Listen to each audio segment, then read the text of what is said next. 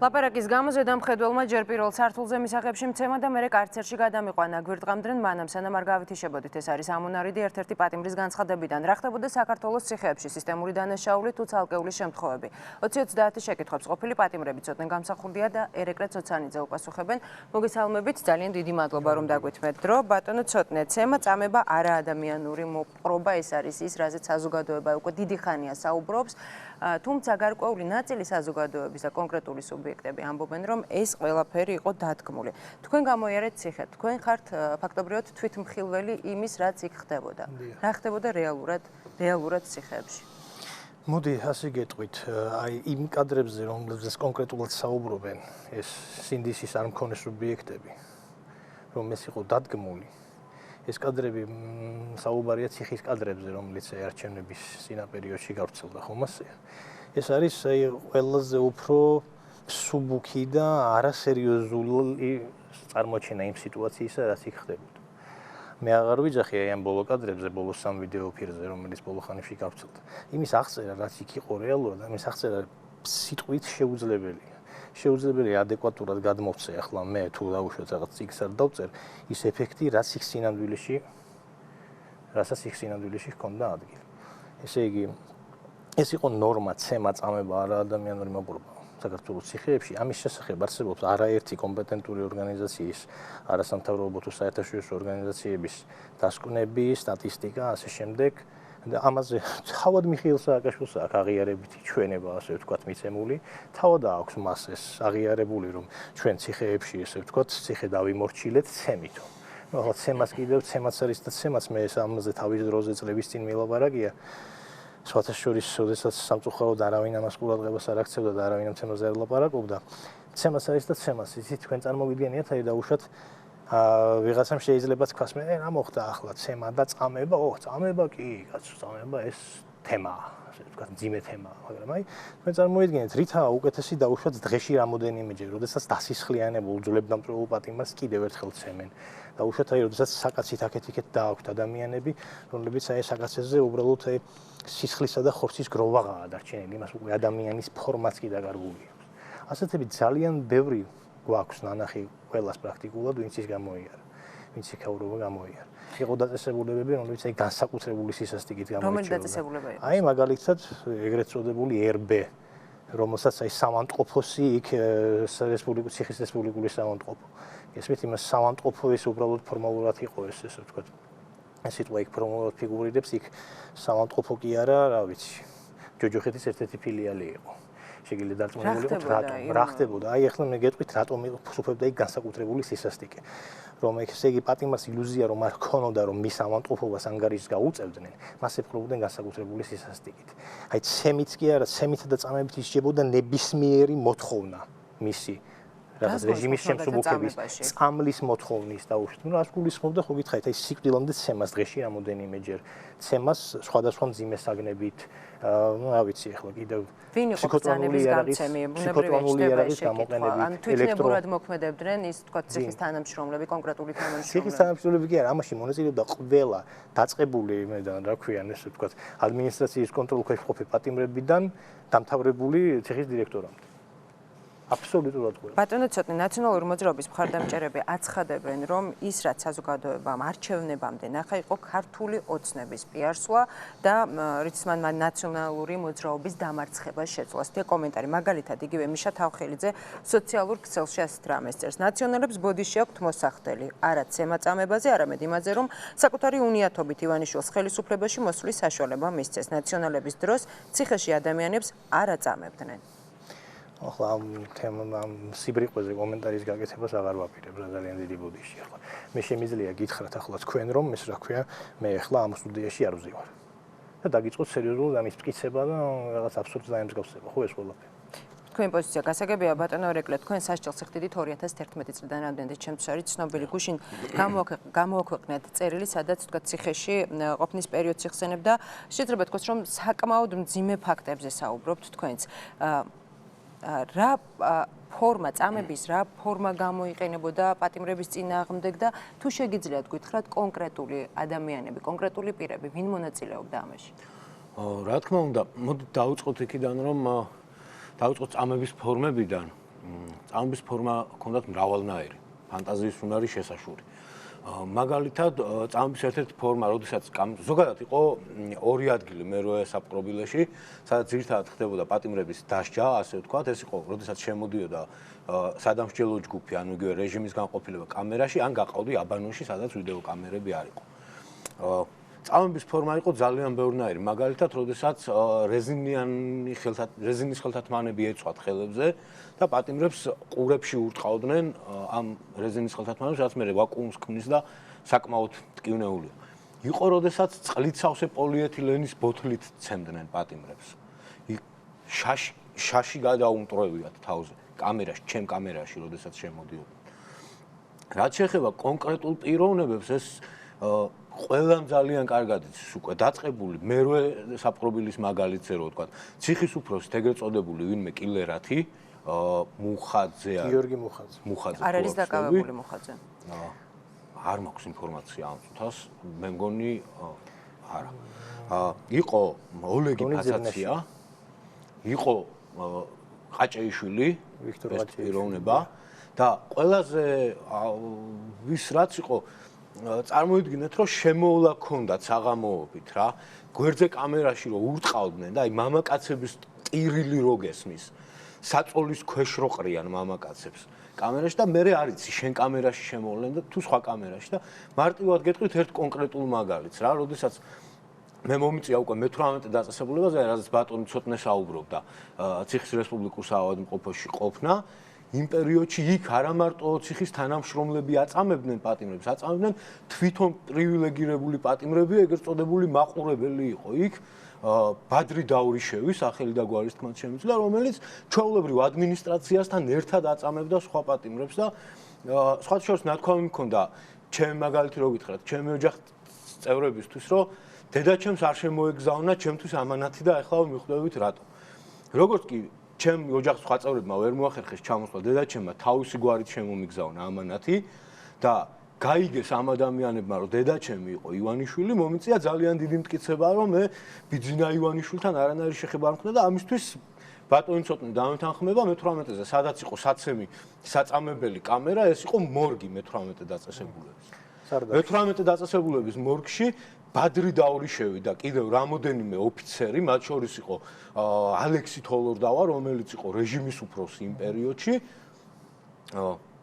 არათუ დუბინკებით, ეგრეთ წოდებული ხელკეტებით, წყლის გაყვანილობის მილებით მირტყავდნენ. და მიზეზი რა იყო მხოლოდ ის, რომ თქვენი დედა თქვენი არის გაიყვა, გაარკვიეს, მას შემდეგ რაც გაიგეს, რომ დედაჩემი იყო ივანიშვილი, გაარკვიეს ჩემი დაკავების მიზეზი, რომ მე დაკავებამდე ვიყავი კახაკუკაოს პარტიის თელავის ოფისის ხელმძღვანელი და მირტყავდნენ იმდენს, სანამ მიცვალებულს, რომელიც ესვენა საკაცეზე იქ მორგში, არ დავემხედა, არ წავიქეცი და ზედ არ დავემხედა. თქვენ ასახილებთ კონკრეტულ გვარებს ამ შემთხვევაში, ბატონო ერგრა, თუ გაქვთ დაახლოებით მაინც ინფორმაცია, სად არიან ისინი?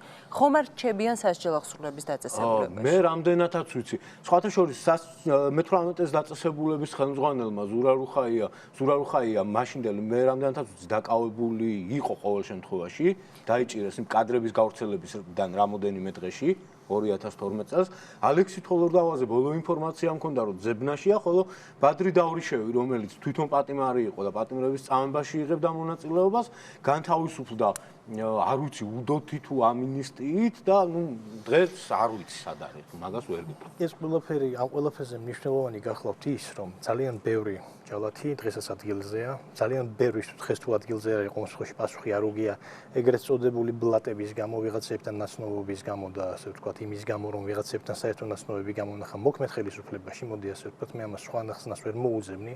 იგივე გოგა ბუთლიაშვილი, რომელზეც წლების განმავლობაში მე ვსაუბრობდი, რომელსაც ჩემს თვალწინ მე ახლა 2 წელიწადის სამარტო ოსაკანში ვიჯექი. ჩემი თვალსაწიერი ძალიან ესე ვთქვათ მე ვიჯექი იმ განყოფილებაში, სადაც იმ სექტორში, სადაც განსაკუთრებით საშიში დანაშაულებები იჯდნენ, განსაკუთრებით იზოლირებული, მოკლედ ასე ვთქვათ რა. აი, რასაც ხედავდი და უშუალოდ, აი, რაც მესმოდა გვერდზე ოფი კამერებიდან, რასაც ხედავდი და უშუალოდ ჩემს თვალწინ რამდენი პატიმარი უცემია, მათ შორის ინვალიდები, ეწელზე მჯდომი, უნაშეზღუდული პირები. გესმით? გოგა ბუთლიაშვილი დღეს დაკავებული არ არის და ის ხანდახან პრესიდენტს მოძღვრავს ხოლმე. გესმით და ისიც რა არის ადრე თუ გვიან უნდა დამთავრდეს ეს ყველაფერი. მე მახსოვს მაგალითად თავის დროზე არჩილ კრილაშვილს, როდესაც ეს უთხარი, მან აი ესე თავი გააქნია და ეს ციხის თემა ამოუწურავი თემაა. მათ შორის პირადად ჩემს მიმართვებზეც არავითარი რეაგირება არ მომხდარა, ჩემი მიმართვა ალბათ ახლა სადღაც წვერიადებს პროკურატურის რომელიღაც ცოტა ამას მეკითხო, იგივე სასჯელო აღსრულების მინისტრი აცხადებს, რომ საჭიროა სამართლიანი გამოძიება, რადგან წამებაში მონაწილე პირი ნაწილი კიდევ სრულად ეს პირები დაისაჯონ შესაბამისად. სამართლიანი განაჩენის არსებობის შემთხვევაში, როგორ ფიქრობთ, საზოგადოების პროტესტი დასრულდება თუ ამას ექნება კვლავ რაღაცა გაგრძელება? მე არ ვარ დარწმუნებული, მოდი ახლა ცოტა შოიდან მოვული და მე არ ვარ დარწმუნებული ნამდვილად არ მგონია რომ ხელისუფლების გავრცელებულია ეს ვიდეო ფირები. იცით რატომ? იმიტომ რომ ელემენტარული ტვინის ნასახი თუ აქვს ამის გამავრცელებელს, ის უნდა ხვდებოდეს, რომ ეს პირველი დარტყმარა ეს საბოლოო უსმანია ნაცმოძღვრების პოლიტიკურ კუბოზე და მეორე დარტყმა იქნება მოხსოვეთ მოქმედ ხელისუფლებაზე, რატომ? იმიტომ რომ ბუმერანგივით მოუბრუნდებათ. ვისთან იყავით თქვენ კოჰაბიტაციაში? რატომ აქციეთ უწყენარი პოლიტიკური მოვლენა სახელად კოჰაბიტაცია ჯალათებისთვის ხელის დაფარებად და ეს ფირები, ნუ თუ თქვენ არ იცოდით ამ ფირებში ვინ ფიგურირებდა და რა ფიგურირებდა. ესვით და აგო თუ არა პასუხი მე ვიცი მაგალითად ჯერ კიდევ ვილაშვილის პროკურორობის დროს თუ არ ვცდები იმედის ეთერში მე მას ესე ვთქვათ ეკაბერიძის მეშვეობით ეს ვკითხე და არავის ხმა არ ამოუღია სასაცილო სასჯელები რო ჩამოურიგეს სასაცილო სასჯელი იმ გამაუპატიურებლებს და კონკრეტულად გითხრათ აღარ მახსოვს ახლა იმათ გვარები იმათ დედაც და მამაც მოვწყან კიდევ რა დიდი ბოდიში ეთერში ის რა ქვიან ეს ადამიანების გამაუპატიურებლებს და ეს ეგრეთ წოდებულ ყავარჯნებიანს. სასაცილო პლანი, მასტერპლანის გულისთვის მე სასჯელს აძლევდნენ ადამიანს, ვიდრე ადამიანის გამაუპატიურებისთვის. დანარჩენებმა აი ამ ფირებში მონაწილე ასეულობით ადამიანმა ვინ აგო პასუხი? რატომ ვერ გამოიძიეს სისტემური დანაშაულის არსებობა? ნუ თუ არ შეიძლებოდა ამ ადამიანების მონაწილეების ჯალათების დაკითხვა და კვალის გარკვევა ზემოთ. რომ მიხეილ სააკაშვილი დღეს არ გამოვიდიოდეს ოდესიდან და არ მოძრაობდეს დემოკრატიაზე და თავისუფლებაზე. კი ბატონო ირაკლი თითქმის ყოველ მეორე დღეს რამდენიმე დღის ინტერვალით ცოტნე თქვენს გამიცთ ამ შეკითხვაზე პასუხი ვრცელდება კადრები არაადამიანური მოპყრობის, წამების და ასე შემდეგ. გაუპატიურების, სექსუალური ძალადობის სწორი გამოსავალი თქვენი შეფასებით რა იქნებოდა ამ ვითარებიდან? მართებული გამოსავალი. მართებული გამოსავალი ჩემი აზრით და თუ გვინდა რომ ქვეყანაში რეალურად არ მოხდეს დესტაბილიზაცია და ეს გამწარებული ხალხი მართლა არ გამოვიდეს და არ დაერიოს ერთნაირად ოპოზიციან პოზიციიანად ყველას სასწრაფო გამოძიება, სასწრაფო თითოეულის დაკავება და კუთვნილი სასჯელის უმკაცრესი ზომების გატარება, იმიტომ რომ მე გეტყვით დავით ანხმები ბატონ ცოტნეს, როდესაც ჩემ ციხიდან გამოსვლის შემდეგ დავიწყეთ დღიურების წერა და ინტერნეტ სივრცეში განთავსება, რომელიც გდანის პატიმრის დღიური სახელით დევს დღესაც ინტერნეტში, ადამიანები კომენტარებში მიწერდნენ, რომ ვიღაცას არ ვიცი, ყაჭეიშვილს თუ მავანს მისცეს იმ წამებისთვის რაც ხდებოდა 2 წელი დაკავებულია რამდენად ჩემთვის.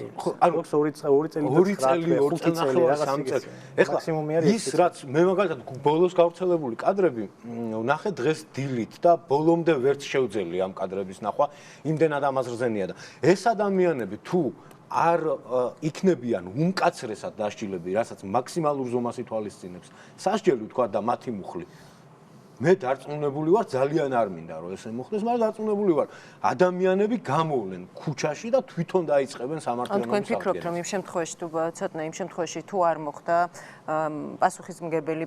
პასუხისგება იმ ადამიანების რომლებიც ამ წამებაში და ფიზიკურად დაიწყება უმართავი პროცესები? მოდით ასე გეტყვით, უმართავი პროცესები რამდენად დაიწყება მე არ ვიცი. ახლა მოდი ასე ვთქვათ, ქართველ ხალხს გაცილებით უარესი გადაუტანია, მოუთმენია და ჩაუღლაპია. მოდით ახლა ასე ვიტყვი რა, შეიძლება ეს ვიღაცას არ მოეწონოს, მაგრამ ერთი რამ ვიცი, რომ ხელისუფლებას საკუთარი ნათესავების აღარ მისცემენ ხმას არჩევნებში. აი ეს იქნება ნამდვილად. არ ვიცი რამდენად იქნება არეულობა, მაგრამ აი ეს რომ მოხდება, ამაში დაწმუნებული ვარ. რა მოხდება? კიდევ ერთხელ. საკუთარი ნათესავების აღარ მისცემენ ხელისუფლებას ხმას არჩევნებში. კი ბატონო, გასაგებია და აი ამგვარად ნამდვილად გამოიხატება ეს იმედგაცრუება და პროტესტი. მე არ ვიცი ეს რამდენად გადაიზრდება სამოქალაქო დაპირისპირებაში, რითაც ჩვენ ახლა გვაშინებენ. და გვაშინებენ ხშირად ისინი, ვისაც სჭირდება ამის ყველაფრის მიჩუმათება.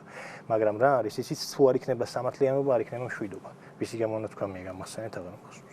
გესმით? იმიტომ რომ როდემდე შეიძლება თავის დროზე შემოგვტენეს, ასე ვთქვათ, კოჰაბიტაციის სახელით ჯალათებისთვის ხელის დაფარება.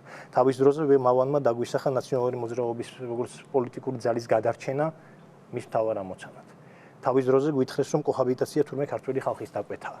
გესმით, მაგრამ ეს ყველაფერი ხდებოდა რატომ? რომ სწორედ აი ამ ყველაფერზე გაჩუმებული იყვნენ ვიღაცას რატომ ხდებოდა და ვიღაცას ჭირდებოდა დაუშვათ ეგ დასავლეთიდანაც გვახსოვს ჩვენ მოწოდებები ქალბატონი კლინტონი როგორ გამოვიდა და გითხრა რომ ჩვენ წინ უნდა ვიყუროთ და უკანაღა უნდა მოვიხედოთ. გერმანიამ დაუშვათ და მსგავსმა ქვეყნებმა გამეთავებულმა ქვეყნებმა სწორედ ამ ყველაფრის გააზრების, შეფასების და დასკვნების გაკეთების შემდეგ მიაღწიეს ადამიანის უფლებებში და დემოკრატიული თავისუფლების ღირებულებებში უმაღლეს სტანდარტებს. გესმით და ჩვენ კიდევ ერთი ვერ გაგვიცნობიერებია, ვერ მოგვინელებია ეს ტრავმა. გესმით, რატომ ხდებოდა და მამას ჭირდებოდა და დღესაც ჭირდება იგივე არასამთავრობო სექტორში, ნაციონალური მოძრაობის კონტაქტები, მისი კაპიტალი, კონტაქტები დასავლეთში დაუშვათ. გესმით და აი მე მაგალითად ბოდიში და აი გული მერევა ძალიან ბევრი ჩემი ნაცნობის თუ მეგობრის კომენტარებს რომ ვკითხულობ Facebook-ში როგორ ეტყობა არაობიექტურობა, როგორ ეტყობა ესე ვთქვათ სიცრუე, სიყალბე, ეტყობა რომ ესე იგი ღირებულებითი ორიენტირები ამ ადამიანებს არავითარი არ გააჩნიათ.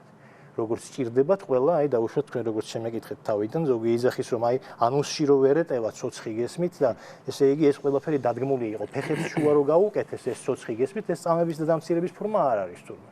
მათ ნათესავებს უნდა გაუკეთო ეს ცოცხი ასე და შემდეგ შეიძლება რაღაც ადეკვატური დასკვნები გააკეთო. ძალიან დიდი მადლობა ბატონებო, ღვთის მადლობა რომ დაგვითმეთ დრო 20:30-ის შეკითხვებს ყოფილი პატიმრები ცოტნე გამსახურდია და ერეკლე ცოცანიძე პასუხობდნენ. ახლა რეკლამა, რეკლამის შემდეგ ჩვენ შეკითხვებს უკვე სოზარ სუბარი უპასუხებს, ასე რომ დაგველოდეთ.